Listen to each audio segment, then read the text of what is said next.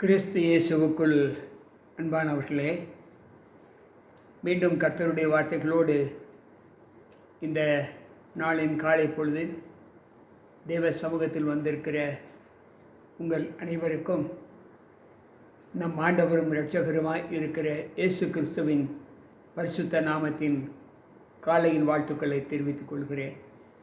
கர்த்தருடைய கிருபை மீண்டும் நம்மை ஒரு நாளை கூட்டி கொடுத்த தேவருக்காய் ஆண்டவருக்கு நன்றிகளை ஏறெடுப்போம். நேற்றைய தினத்தில் மரித்த மனிதனுடைய நிலை எப்படி, அவன் திரும்பி வருவானா என்பதை குறித்த நாம் பார்த்தோம். இன்றைக்கு மரித்தவர்களுடைய நிலை என்ன? வேதம் சொல்லுகிறது, மரணத்தை ஆண்டவர் தூக்கம் என்று சொல்லுகிறார். மனிதன் நித்திரையாய் இருக்கிறான் என்று ஆண்டவர் சொல்லுகிறார். அதற்கு முன்பு ஒரு மரணம் என்கின்ற அந்த அபச்சொல்லுக்கு வேதாகமம் கொடுக்கிற விளக்கம் என்னவென்றால், ஒரு மனிதன் எப்பொழுது மரணத்திற்குள்ளாக்கப்படுகிறான் என்பதை ஆதியிலேயே ஆண்டவர் சொல்லுகிறார். பவுல் சொல்லும்போது பாவத்தின் சம்பளம் மரணம் என்று ரோமர் 6:23 வாசிக்கிறோம். அப்படி அந்த மரணத்தை சந்தித்த பிள்ளைகள் நித்திரையாய் இருக்கிறார்கள் என்று வேதம் நமக்கு கற்றுக் கொடுக்கிறது. அதில் ஒரு சில வசனங்களை நாம் இன்றைக்கு தியானிக்கப் போகிறோம். 1 ராஜாக்களின் புஸ்தகம் 11வது அதிகாரம் 43வது வசனத்தில், சாலமோன் தன் பிதாக்களோடு நித்திரை அடைந்து தன் தகப்பனாராகிய தாவீது நகரத்திலே அடக்கம் பண்ணப்பட்டான் என்று சொல்லப்பட்டிருக்கிறது. சாலமோன் தன் பிதாக்களோடு நித்திரை அடைந்து தன் தகப்பனாராகிய தாவீது நகரத்தில் அடக்கம் பண்ணப்பட்டான். அவன் மரித்து விட்டான். ஆனால் வேதம் அந்த மரணத்தை நித்திரை அடைந்தான் என்று சொல்லுகிறது. லாசரு நித்திரையாய் இருக்கிறான் என்று யோவான் 11வது அதிகாரம் 11வது வசனம் சொல்லுகிறது. நான் அவனை எழுப்பப் போகிறேன் என்று ஆண்டவர் சீசர்கள் மத்தியிலே சொல்லுகிறார். யோபுவின் புஸ்தகம் 14வது அதிகாரம் 12வது வசனத்தை வாசிப்போம் என்றால், மனுஷன் படுத்து கிடக்கிறான், வானங்கள் ஒளிந்து போகும் அளவும் அவன் எழுந்திருக்கிறதுமில்லை, நித்திரை தெளிந்து விழிக்கிறதுமில்லை என்று சொல்லுகிறார். இங்கும் நித்திரை தெளிந்து விழிக்கிறதுமில்லை என்று மரணத்தை நித்திரை என்று சொல்லுகிறார். தானியேல் 12:2 வாசிப்போம் என்றால், பூமியின் தூளிலே நித்திரை பண்ணுகிற அநேகரில் சிலர் என்று சொல்லப்பட்டு இருக்கிறது. மரித்த மனிதர்கள் பூமியிலே இருக்கிறார்கள், அவர்கள் நித்திரை பண்ணுகிறார்கள் என்று வேதம் சொல்லுகிறது. 1 தெசலோனிக்கேயர் 4வது அதிகாரம் 15வது வசனத்தை வாசிப்போம் என்றால், நித்திரை அடைந்தவர்களுக்கு நாம் முந்திக் கொள்வது இல்லை என்று பவுல் சொல்லுகிறார். ஏற்கனவே மரித்த பிள்ளைகளுக்கு அவர் சொல்லுகிறார், நித்திரை அடைந்த பிள்ளைகளுக்கு உயிரோடு இருக்கிற நாம் முந்திக் கொள்ள மாட்டோம் என்று சொல்லுகிறார்.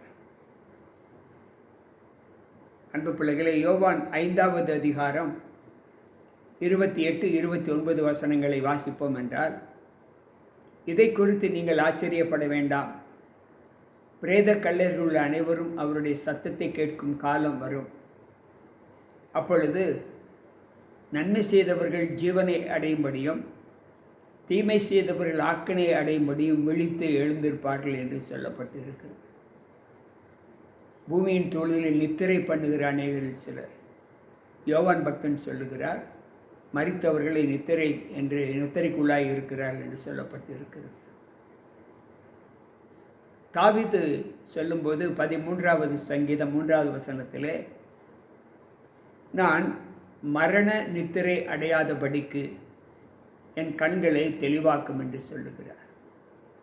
நான் மரண நித்திரை அடையாதபடி என் கண்களை தெளிவாக்கும் என்று சொல்லுகிறார். பவுல் மீண்டும் அப்போஸ்தலர் நடபடிகளின் புஸ்தகத்திலே சொல்லும்போது 7வது அதிகாரம் 60வது வசனம் சொல்லுகிறது, ஆண்டவரே இவர்கள் மீது இந்த பாவத்தை சுமத்தாதிரும் என்று மிகுந்த சத்தமிட்டு சொல்லி முழங்கால் படியிட்டு நித்திரை அடைந்தான் என்று அங்கே ஸ்தேவானை குறித்து அங்கு பவுல் சொல்லுகிறார். நித்திரை அடைந்தான் என்று சொல்லப்பட்டிருக்கு. இந்த வாசித்த இந்த வசனங்கள் எல்லாமே மரணத்தை ஆண்டவர் வேதாகமத்தில் நித்திரை என்று சொல்லியிருக்கிறார். அன்பு பிள்ளைகளே, வேதம் மிக தெளிவாக சொல்லுகிறது. நாம் தான் சில சம்பவங்களில் அதை புரிந்து கொள்வதற்கோ அல்லது கொடுக்கப்பட்ட வசனத்தை நாம் அதன்படி தியானிப்பதற்கு முயற்சி செய்கிறோமே தவிர, இது ஏன் ஆண்டவர் இதை நித்திரை என்று சொல்லுகிறார் என்பதை நாம் அறிவதற்கு முயற்சி எடுப்பதில்லை. எனவே தான் அநேகர் சில தவறான கருத்துக்களை வெளியிடுவதை நாம் பார்க்க முடியும். அப்படி என்றால் மனுஷன் மரித்ததற்கு பின்பு படுத்து கிடக்கிறான், நித்திரையாய் இருக்கிறான். அந்த நித்திரை ஒருவேளை 100 ஆண்டுகளாக இருக்கலாம், அல்லது 2000 ஆண்டுகளாக இருக்கலாம், அல்லது 5000 6000 ஆண்டுகளாக இருக்கலாம். நித்திரை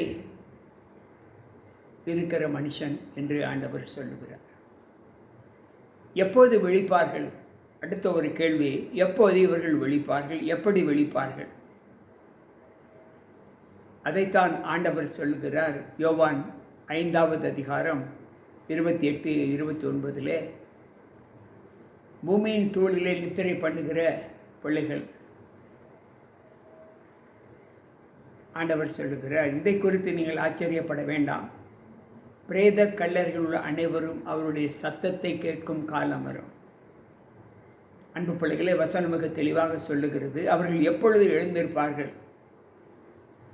எதை நிமித்தம் எழுந்திருப்பார்கள் என்றால், அவர்கள் ஆண்டவர் கூப்பிடுகிற குரலுக்கு செவி கொடுத்து எழுந்திருப்பார்கள் என்று சொல்லப்பட்டிருக்கிறது. ஆண்டவர் எப்பொழுது உரத்த சத்தமிட்டு கூப்பிடுகிறாரோ அப்பொழுது அவர்கள் எவ்வளவு கால நித்திரையாய் இருந்தாலும் அதை ஆண்டவர் எழுப்புவார் என்று நாம் உணர வேண்டும். யோபு 14வது அதிகாரம் 15வது வசனம் சொல்லுகிறது, என்னை கூப்பிடும், அப்பொழுது உமக்கு உத்தரவு சொல்லுவேன் என்று சொல்லுகிறார். என்னை கூப்பிடும், அதுவரைக்கும் நான் நித்திரையாய் இருப்பேன். அன்பு பிள்ளைகளே, சற்று யோசிப்போம். இவர்களை எழுப்புவது யார்? சத்தத்தை கேட்கும் காலம் வரும் என்று சொல்லிவிட்டோம். அந்த சத்தத்தை கேட்டு எழுந்திருப்பார்கள் என்று சொன்னோம். இவர்கள் எழுப்புவது யார்? வேதம் சொல்லுகிறது, 1 சாமுவேலின் புஸ்தகம் 2வது அதிகாரம், அவரே பாதாளத்தில் இறங்கவும் அதிலிருந்து ஏறவும் பண்ணுகிறார். அன்பு பிள்ளைகளே, 1 சாமுவேல் 2:6 வாசிப்போம் என்றால், அவர் என்றால் தேவன். அவர்தான் ஒரு மனிதனை பாதாளத்திற்குள் இறங்க பண்ணுகிறார். ஒருவரை அவர் மேலே எழுப்பவும் பண்ணுகிறார். யோவான் 11:25 வாசிப்போம் என்றால், ஆண்டவர் சொல்லுகிறார், நானே உயிர்த்தெழுதலும் ஜீவனுமாய் இருக்கிறேன். அன்பு பிள்ளைகளே, அப்படி என்றால் அவர்தான் உயிர்த்தெழுதலும் ஜீவனுமாய் இருக்கிறேன் என்று சொல்லுகிறார். தானியேல் 5:19 வாசிப்போம் என்றால், தமக்கு சித்தமானவனை கொன்று போடுகிறார், தமக்கு சித்தமானவனை உயிரோடு எழுப்புகிறார். அன்பு பிள்ளைகளே, சற்று யோசிப்போம். ஆண்டவருடைய வார்த்தைகளை கேட்டுக்கொண்டிருக்கிற நாம், அவருக்கு சித்தமானவர்களை அவர் கொன்று போடுகிறார், அவருக்கு சித்தமானவர்களை அவர் எழுப்புகிறார் என்று வேதம் சொல்லுகிறது. அப்படி என்றால் இன்றைக்கு நாம் 2 விதமான சத்தியத்தின் தொகுப்புகளை பார்த்தோம். அடுத்தவர்கள் எல்லோரும் நித்திரையில் இருக்கிறார்கள். நித்திரை என்றால் எங்கு நித்திரை? பூமிக்குள் தான், வேறு எங்கும் செல்லவில்லை. அவர்கள் பூமிக்குள் நித்திரையாய் இருக்கிறார்கள். அடுத்து அவர்களை யார் எழுப்புவார் என்றால் தேவன் எழுப்புவார் என்று வேதம் சொல்லுகிறது. உதாரணமாக லாசருவை அவர் எழுப்பினார். மரியாளுடைய சகோதரனை எழுப்பினார். அவர் எங்கிருந்து எழுப்பினார்? மண்ணில் இருந்தா அல்லது விண்ணில் இருந்தா? லாசருவே வெளியே வா என்று சொன்னார். அடக்கம் பண்ணப்பட்ட அந்த லாசரு எப்படி துணிகளால் கட்டப்பட்டு அடக்கம் பண்ணப்பட்டு இருந்தாரோ அப்படியே எழுந்து வந்தார். வந்த மாத்திரத்தில் அவர் கட்டுகளை அவிழ்த்து விடுங்கள் என்று அங்குள்ள மக்களுக்கு சொன்னார். அப்படி என்றால் இன்றைக்கு அநேகர் சொல்லுகிற கருத்தின்படி அவர் பூமியில் இல்லாமல் வேறெங்காவது சென்றிருந்தால் அவர் ஆகாயத்தில் இருந்தல்லவா வந்திருக்க வேண்டும். அன்பு பிள்ளைகளை, நாம் சற்று யோசிக்க வேண்டும். ஆண்டவர் சொல்லுகிற வசனங்கள் நம்மை ஒவ்வொரு நாளும் எந்த அளவிற்கு நம்மை சத்தியத்தின் பாதையிலே நடத்துகிறது என்பதை நாம் யோசிக்க வேண்டும். தேவன் இந்த லோகத்தில் நியாயம் தீர்க்கத்தான் வருகிறார். எப்பொழுது நியாயம் தீர்ப்பார்? அவர் வரும் நாளில் நல்லவர்கள் கெட்டவர்கள் பிரிக்கப்படுவார்கள். வெள்ளாடு செம்மறியாடு என்று பிரிக்கப்படும். துன்மார்க்கன் நீதிமான் என்று பிரிக்கப்படும். அப்படி என்றால் அவர் வரும் வரைக்கும் எல்லோரும் பூமியின் தூளில் தான் நித்திரை பண்ணுவார்கள் என்று வேதம் சொல்லுகிறது. நேற்றைய தினத்தில் நாம் படித்தோம், தாவீது இன்னும் பரலோகத்திற்கு எழுந்து செல்லவில்லையே, அவருடைய கல்லறை இன்னும் நம்மிடத்திலே இருக்கிறது என்று படித்தோம். அன்பு பிள்ளைகளே, நான் முதல் நாளில் உங்களுக்கு சொன்னபோது இந்த மரண செய்தியை எந்த கிறிஸ்தவர்கள் சரியாக புரிந்து கொள்ளவில்லையோ அவர்கள் தங்களுடைய சத்தியத்தை, தேவன் மீது வைத்திருக்கிற விசுவாசத்தை ஏனோ தானோ என்றுதான் நம்புகிறார்களே தவிர முழு நம்பிக்கையாக நம்பவில்லை என்று வேதம் சொல்லுகிறது. கிறிஸ்துவுக்குள் மரித்தவர்கள் முதலாவது எழுந்திருப்பார்கள் என்று சொல்லப்பட்டு இருக்கிறது. எழுந்திருப்பார்கள் என்றால் என்ன அர்த்தம்? படுத்து கிடக்கிறான் என்று தானே அர்த்தம். எங்கு படுத்து கிடக்கிறான்? அவன் ஆவி பிரியம், அவன் தன் மண்ணுக்கு திரும்புவான். 146வது சங்கீதம் 4வது வசனம் சொல்லுகிறது, நீ மண்ணிலிருந்து எடுக்கப்பட்டாய், மண்ணுக்கே திரும்புவாய். அன்பு பிள்ளைகளே, ஆண்டவர் சொல்லுகிற வார்த்தை. எனவே யாரெல்லாம் ஜீவன் இல்லாமல் இருக்கிறார்களோ அவர்கள் மரித்தவர்கள் என்று சொல்லப்படுவார்கள் என்று முதல் நாள் சத்தியத்திலே நாம் தியானித்தோம். எனவே நாம் சரியாக புரிந்து கொண்டால் மாத்திரமே இந்த மரணம் இப்படிப்பட்ட நிலையில் இருக்கிறது என்பதை நாம் உணர முடியுமே தவிர, மற்றபடி நுனிப்புல் மேய்கிற ஆடுகளைப் போல நாம் மேய்ந்திருந்தால் நாம் சத்தியத்தை அறிய முடியாது. நமக்கு உதாரணத்துவம் ஆண்டவருடைய வேதம் கற்றுக் கொடுப்பது தான். நான் சொல்லுகிறேன், போதகர் ராபர்ட் சொல்லுகிறார், எனவே இது சத்தியம் என்று நீங்கள் நம்ப வேண்டாம். அது நீங்கள் என் மீது வைத்திருக்கிற அந்த பாசம் அன்பை காண்பிக்கிறதே தவிர, நான் ஒருவேளை வேதத்திற்கு புறம்பாக உங்களுக்கு சொல்லியிருந்தாலும் அது உண்மை என்று நம்பக்கூடிய அளவிற்கு நீங்கள் மாற்றப்படலாம். அது போய் வேத வாக்கியங்களை ஆராய்ந்து பாருங்கள் என்றுதான் ஆண்டவர் நமக்கு சொல்லுகிறார். யோவான் 5:39, அவைகளால் உங்களுக்கு நித்திய ஜீவன் உண்டு என்று எண்ணுகிறீர்களே, என்னை குறித்து சாட்சி கொடுப்பவைகளும் அவைகளே என்று ஆண்டவர் சொல்லுகிறார். எதுவரை நாம் சத்திய வாக்கியங்களை ஆராய்ந்து பார்க்கவில்லையோ தேவன் மீது நாம் வைத்திருக்கிற நம்பிக்கை முழுமையற்றது என்று வேதம் சொல்லுகிறது. ஏதோ ஒரு சாக்குப்போக்கிற்காக ஆண்டவரை நம்பி இருக்கிறோம், ஏதோ ஒரு வேண்டுதலுக்காக, ஆதாயத்திற்காக நம்பி இருக்கிறோம் என்றுதான் யூதாவின் புஸ்தகம் 4வது வசனம் சொல்கிறது. சத்தியத்தையும் அறிவீர்கள், சத்தியம் உங்களை விடுதலையாக்கும் என்று சொன்ன வேத வாக்கின்படி இன்றைக்கு சத்தியத்தை நாம் நன்றாக அறிந்திருந்தால் மாத்திரமே இந்த கருகலான சத்தியத்தை நாம் புரிந்து கொள்ள முடியுமே தவிர மற்றவரை புரிந்து கொள்ள முடியாது. உலகம் சொல்லுகிறது போல நாமும் நம்பிக்கொண்டிருப்போம். இன்றைக்கு நாம் தியானித்த வசனங்கள், மனிதன் மரித்ததற்கு பின்பு கல்லறைக்கு செல்லுகிறான், அவன் அடக்கம் பண்ணப்படுகிறான், அவன் நித்திரையாய் இருக்கிறான். அந்த அடக்கம் பண்ணுதல் நித்திரை என்று ஆண்டவர் சொல்கிறார். நித்திரையிலிருந்து எப்பொழுது வருவார்? யார் எழுப்புவார்? ஆண்டவருடைய சத்தம் கேட்கும் காலம் வரும், ஆண்டவருடைய உரத்த சத்தம் கேட்கும் காலம் வரும். அப்பொழுது மரித்தவர்கள் எழுந்திருப்பார்கள். எழுந்து எங்கு செல்வார்கள் என்று சொல்லவில்லை, எழுந்திருப்பார்கள், அவ்வளவுதான்.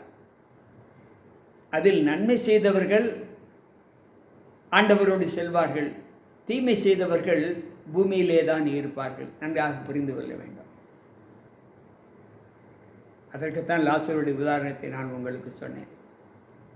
இன்றைக்கு கல்லறையில் அடக்கம் பண்ணும்போது போதகர்மார்கள் இன்று இவர் தேவலோகத்தில் தேவனோடு இருப்பார் என்று சொல்லுகிற வார்த்தைகளை நாம் கேட்கிறோம்.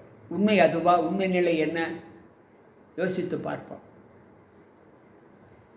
அன்பு பிள்ளைகளே, நம்முடைய வாழ்க்கையில் இந்த சத்தியத்தின் மகத்துவங்களை நாம் சரிவர அறியவில்லை என்றால் நாம் ஏமாற்றப்படுவோம். சத்துரு நம்மை ஏமாற்றுவான். அவன் தந்திரமாக நம்மிடத்தில் சத்தியத்தை நுழைத்து அதை மறுதலிக்க செய்கிற ஒரு வைராக்கியத்தை நமக்குள்ளாக உண்டாக்குவார். எனவே ஆண்டவர் சொல்லுகிறார், நீங்கள் பாம்பை போல வினா உள்ளவர்களாயும் புறாவை போல கபடற்றவர்களாயும் இருங்கள் என்று சொல்லுகிறார். கேட்டுக்கொண்டிருக்கிற அன்பான தேவ பிள்ளைகளே, இன்றைக்கு கேட்ட இந்த சத்தியம் உங்களை தேவ சமூகத்தில் எப்படி அழைத்து செல்லும் என்பதை நீங்கள் உணர்ந்திருப்பீர்கள் என்று நான் கர்த்தருக்குள் நம்புகிறேன். கேட்கிற நீங்கள் நான் சொல்லுவது சரி என்று நம்ப வேண்டாம். நான் தேவ வசனங்களோடு தான் உங்களுக்கு சொல்லுகிறேன். இதில் எந்தவித மாற்று கருத்தும் இல்லை. என்னுடைய சுய கருத்து இதில் இல்லவே இல்லை. சத்தியத்தின்படி சொல்லுகிறேன். உங்களுக்கு ஏதாவது இதை குறித்ததான சந்தேகங்கள் இருக்கும் என்றால், போதகரையா நீங்கள் சொல்வது தவறு, இது வேதம் இப்படி சொல்லுகிறது என்று சொன்னால், அது வேத அடிப்படையில் உண்மையாக இருந்தால் அதை ஏற்றுக்கொள்வதற்கு அடியேன் ஆயத்தமாக இருக்கிறேன். நீங்கள் சொல்லுகிற ஓமானங்கள் வேத வார்த்தையின்படி அது ஆண்டவர் சொன்ன வசனமாக வேதாகமத்தில் இருந்தால் அதை நான் ஏற்றுக்கொள்வதற்கு ஆயத்தமாக இருக்கிறேன். மற்றபடி அவர் சொன்னார், இவர் சொன்னார் என்று சொல்லக்கூடிய சொற்கள் இங்கு நமக்கு நியாயம் தீர்க்காது. எனவே நீங்கள் தயவுசெய்து இந்த சத்தியங்களை தியானித்து இதை நன்றாக தியானியுங்கள். இந்த சத்தியம் மிக மிக நம்முடைய வாழ்க்கையில் ஒரு பெரிய ஒரு நம்பிக்கை ஊட்டக்கூடிய சத்தியம். மறுவாழ்வு என்பது இந்த லோகத்தில் ஒன்று உண்டா என்பதை இந்த வேதாகமம் தான் சொல்லுகிறது. வேறு எந்த சமயமும் சொல்வது இல்லை. எனவே இந்த சத்தியத்தை நாம் எவ்வளவு உண்மையாக ஏற்றுக்கொள்ளுகிறோமோ அந்த அளவுக்கு ஏற்றுக்கொண்டு இது உண்மை என்று நம்புகிற அளவில் நாம் நம்மை ஒப்புக் கொடுப்போம், ஜெபிப்போம். அன்பு ஆண்டவரே, உம்முடைய வார்த்தைகளை கேட்ட எங்கள் ஒவ்வொருவருக்குள்ளும் மரித்த மனிதன் மரணத்திற்கு சென்று விடுகிறான். அந்த மரணத்தை நீர் நித்திரை என்று சொல்லி இருக்கிறீர். அந்த நித்திரையிலிருந்து எப்பொழுது விழிப்பான் என்பதையும், நீர் கூப்பிடுகிற அந்த கூக்குரல் உம்முடைய பலத்த குரல் கேட்கும்போது அவர்கள் எழுந்திருப்பார்கள் என்றும், அந்த எழுந்திருக்கும்போது அதில் நல்லவர்களை நீர் எடுத்துக்கொள்வீர் என்றும், கெட்டவர்களை, துன்மார்க்கரை, பாவிகளை இந்த பூமியிலே விட்டுவிடுவீர் என்றும் வேதம் சொல்லுகிறதை நாங்கள் கற்றுக்கொண்டோம். இதை கேட்கிற பிள்ளைகளுக்கும் அப்படிப்பட்ட ஞானத்தை தந்திருளும். மீட்பர் இயேசு கிறிஸ்துவின் நாமத்தில் ஜெபிக்கிறேன் நல்ல பிதாவே, ஆமென். அன்பு பிள்ளைகளே, மீண்டும் நாளை சத்தியத்தில் இதனுடைய தொடர்ச்சியை நாம் கேட்போம். ஆண்டவர் நம்மோடு இருப்பாராக. ஆமென். உங்கள் பதவி ஜி.கே. ராபர்ட்.